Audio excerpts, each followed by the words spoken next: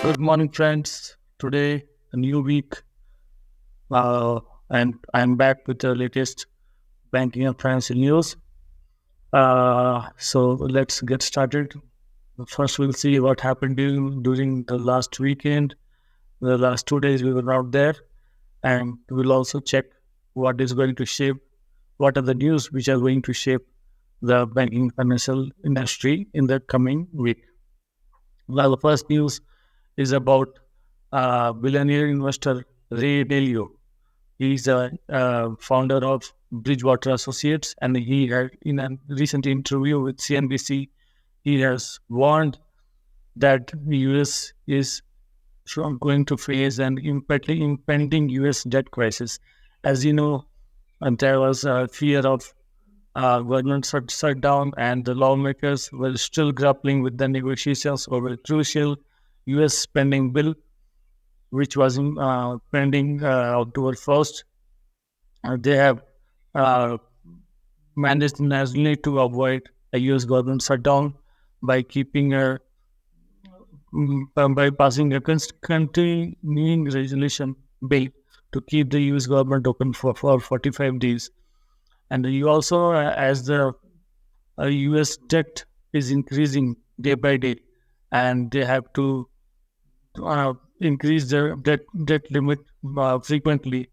That is not sounding very good for the economy, and he along with other rating agencies and analysts, they are all concerned about the physical indiscipline and the hijack of the US economy. And you know, if the US economy crumbles or uh, any problem emerges there, it will be catastrophic for the global economy also.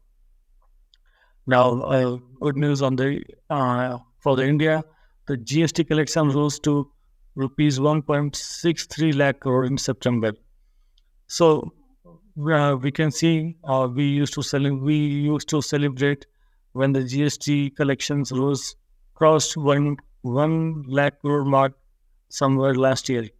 Now they have been consistently above that, and it is the second highest collection in the fiscal year. Uh, all the key states are performing very good. They are showing double-digit growth.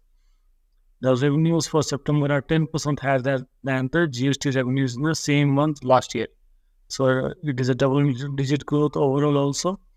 And it is for the fourth time that the gross GST collections have crossed 1.6 lakh crore mark in the current fiscal. So you can see out of 6 months, 4 times we have crossed the GST collections of 1.60 lakh crore.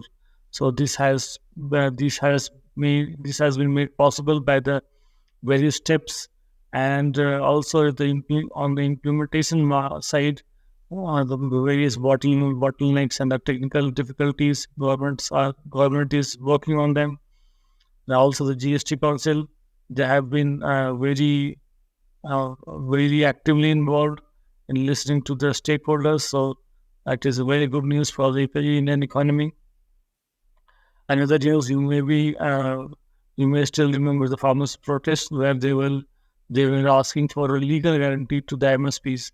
They were fearing that the MSPs will go away. So now the Andhra Pradesh is planning to come up with a legal guarantee to MSP. So what does this legal guarantee means? Right now, the MSP is there, the government is providing, but there is no penalty or fine for the defaulters who are not paying as per the MSP. So now Andhra Pradesh is planning to enact a law to ensure minimum support price for farmers, which it is violated, it envisages heavy penalty, including jail term for defaulters. So a very important legislation planned. Now, due to the continuous increase in global crude prices, the ETF prices are hiked by 5% and the commercial LPG by rupees 209. So the prices of global crude oil are increasing, and since ETF prices are linked directly to them, so They are also increased by 5%. Now the current prices stand at rupees 118,199.17 per kiloliter, and in the national capital, according to a price notification of this by the state-owned fuel retailers. Next news is income tax audit deadline is over for these taxpayers will have to pay penalty. So now what is this income tax deadline? I was also not aware. So according to Section 44B of the Income Tax Act, certain businesses or professional income above a specified limit needs to get tax audit done, and this deadline was 30th September 2023. They can still do it, but they will have to pay a penalty, and this penalty will be 0.5% of the total sales turnover gross receipt, whichever is applicable, or rupees 1.5 lakh, whichever is lower. So, but who are required to file? So, for the benefit of our viewers, let me tell that for audit under Section 44B is required to be conducted only if an individual has business or professional income above a certain specified limit. So, what is this specified limit? There is if the in gross receipts or total sales, if total sales or gross receipts from business operations exceeds rupees 1 crore in a financial year, then conducting a tax audit is mandatory. However, the threshold limit shall be increased to rupees 6 crore or 10 crores from 1 crore if cash receipts and payments during the year do not exceed 5% of the total receipts or payments. So if you are not dealing much in cash and if you are not dealing much in cash, then the limit will be 10 crores for you. And if you are dealing in cash, then it will be 1 crore. And also, there are different limits for different professionals. Like for doctors and lawyers are required to conduct an income tax audit if their gross receipts exceeds 50 lakh in a year. So it is important for professionals also. Next news, the private sector outpace PSBs in job creation over the last decade.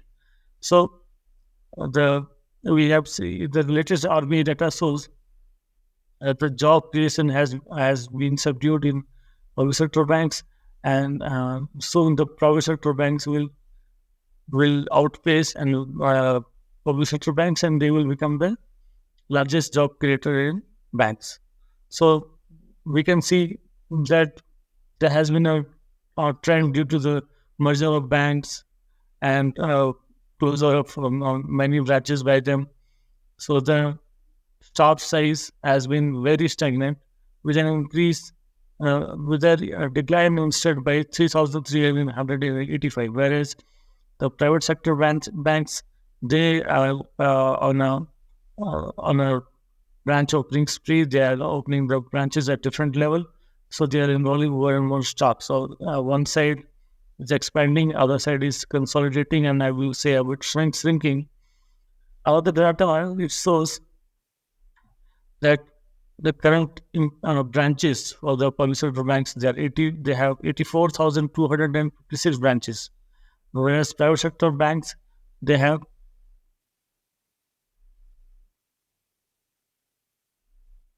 in the public sector banks have 91,445 branches, and private sector banks have 37,875 branches. But even after this high branch increase, branch gap, the staff size is almost similar. Like public sector bank have 7,57,644, and private sector bank have 7,45,612. So you can see that the employee per branch, and also if you see the data, the business per employee is very high in public sector bank compared to private sector banks, and that is taking a toll on bank employees. The work pressure is increasing. There is a suicide. Even the Staff unions of the public sector banks, they have been highlighting they are even planning a strike for this in January next year. So we have to government should think about it and take some innovative measures to reduce the staff work pressure in public sector banks. Also, the deadline for rupees 2,000 notes, which was to end on 30th September, now that has been increased to October 7 now.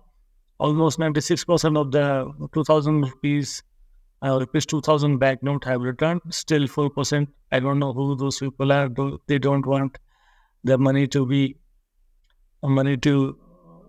They don't want their money. So this 4% is still pending. So government has increased. RBI has increased the deadline to October 7.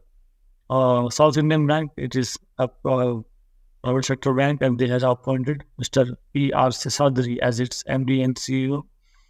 Mr. Sesadri is a veteran banker, and he has worked with many domestic and international markets and banks. He has worked with Kayur Bank, Citibank Bank. Before joining SIB, Sesadri was associated with Kayur Bank in a similar role.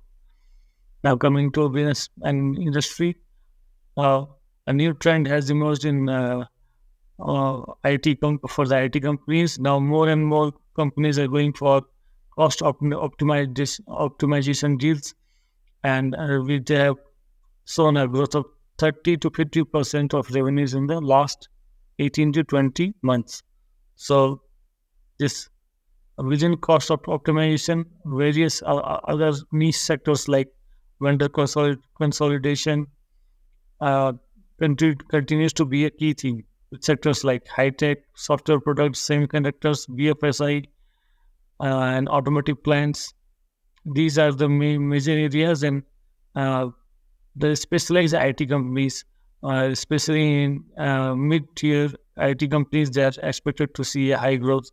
So, a good news and a lead for our stock investors. They can go and check out which these companies are who are going to benefit from this trend. Good news for Maruti Suzuki also. They have crossed 1 million mark for sales in the first time, and they have achieved it during the September to April to September cycle.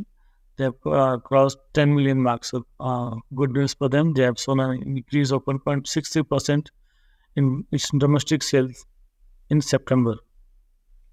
Next year, SEBI extends deadline for firms to verify market rumors by 4 months. SEBI has been very proactive, especially when it comes to investor protection. And you can see with this now, many kind of rumors, they come in the market which affect stock prices. And many time retail investors, especially, they face the burn of it, and the stock prices fluctuate due to these news. Now, many companies, they use not to comment on this, which fuel the rumor mills quite often.